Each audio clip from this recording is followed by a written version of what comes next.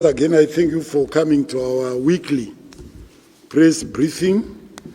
As I promised, we are going to hold a weekly press briefing so that we maintain cordial relations with you, our development partners in the press, so that the nation is kept informed.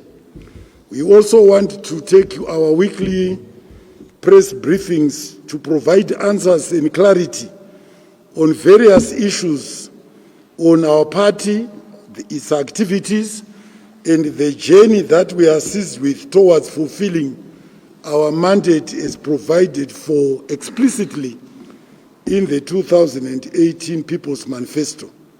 So today's briefing, special brief, will cover the following. I want to say something about corruption, and on these issues, I want us to have like a conversation on this issue. I also say something about corruption in the MDC-run local urban councils and local authorities.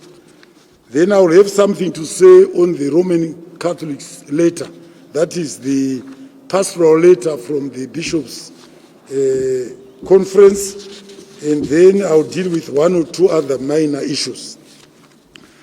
On corruption, we are all aware that in 2018, we fought our campaign on the basis that we were going to fight against corruption and that we consider this fight as one of the key deliverables, and that to achieve that, President E.D. Mnangagwa declared zero tolerance to corruption towards building a corruption-free society. I want us to emphasize that the fight against corruption is not a one-day wonder. It's going to be a long journey, as I will elaborate later in my statement and even perhaps in question and answer. This was as a result of the realization that corruption was becoming one of the biggest threats to the realization of an upper middle income economy by 2030. As ZANU PF, we have welcomed the willingness and enthusiasm in our society and various stakeholders, including members of the media, to partner government by way of exposing corruption when and where it exists. We have accepted that.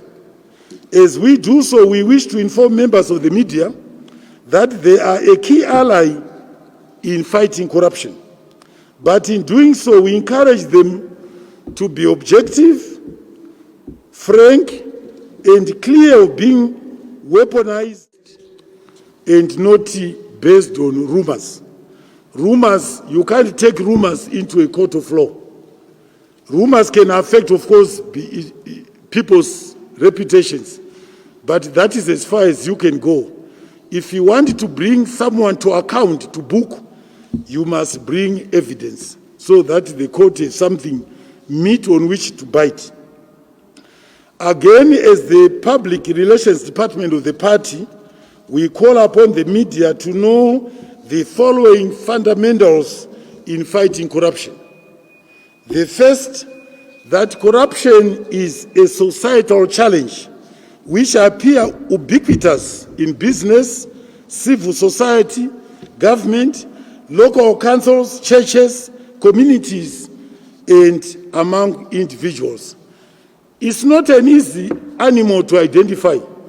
It's not an animal that we can say, let's go and see whether at the bus stop we can find Mr. Corruption or Mrs. Corruption. That is the nature of corruption. It's not easy to identify, like I've said so in previous press conferences. It's the most difficult crime to detect. So they are unlikely, unless they've cheated each other, they are most unlikely to report each other to the law enforcement agents. So it leaves the work of detection to whistleblowers or to people who can identify that systems which were set up in an organization have not been followed to the prejudice of the organization and to the benefit of the persons who violated the systems. 2, corruption has no membership to a political organization, be it ZANU PF, the splitting MDCs, or otherwise. It cuts across all political, all church, all religious, is everywhere. See that the best way to fight corruption is by way of investigative journalism. So we support investigative journalism, but in order to establish facts and evidence rather than to peddle and propagate fiction. We want at the end of an investigative journalist report to be able to say, this is what I found is a matter of fact. For very technical legal intricacies that may delay conviction, sometimes causing delays in investigation and prosecution. If there is a relationship, I want to point out, this is the first time I'm making this point.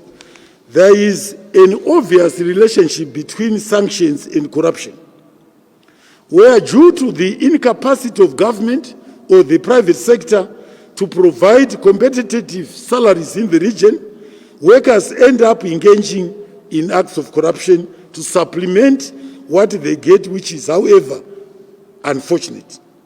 The illegal sanctions have affected our economy and continuously affect the value of our currency and consequently our returns.